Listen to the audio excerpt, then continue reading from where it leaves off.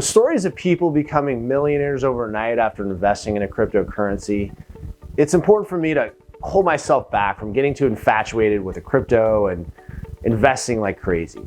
I make sure that every investment I make, especially in new coins, is based on the right foundation. While I'm not a financial advisor, I use the following strategy has been working for me so far. First, I evaluate whether or not there's a technological need for the blockchain component of that coin. I try to find out as much as I can about the management and who's creating that coin. Did they come from a background of creating cryptos? Have they demonstrated a technical superiority over their peers? For example, the creators of Polkadot helped build Ethereum, giving this newer-ish altcoin greater legitimacy. If I trust the person, the management, there's a better chance I'll trust the technology. That doesn't mean that some important technology won't come from some unknowns. After all, almost everyone was an unknown at some point. To this day, no one knows who Satoshi Nakamoto is. If I like a coin developed by someone who doesn't have a long track record in the industry, then I require a higher bar for the technology.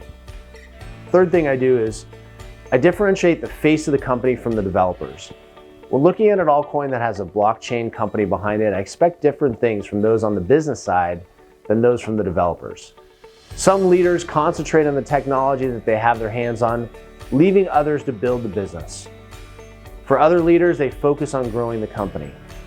When considering this group, it's about looking at the startups they've already developed and proving a track record of success.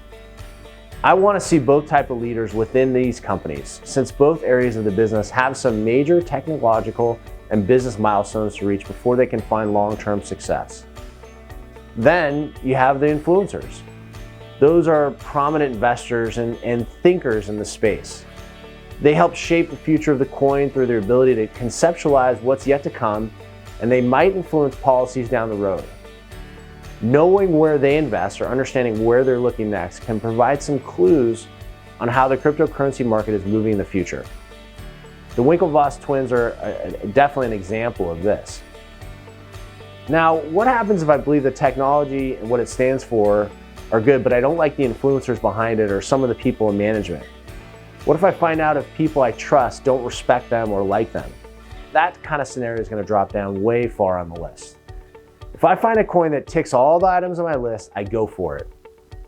There are a lot of coins being developed out there, and I would rather bet my cash on the ones that I truly believe in. Is it possible that the ones I pass on eventually find success? Yes, of course, but that's true in any investment. There are stocks that I passed on that eventually became big players and big winners. But I've never bet on a coin that has actually failed. As you go deeper into crypto, you'll come up with your own standards and your own process. I hope what I shared today will help you find and tune your own process so you can get a better grasp on this market.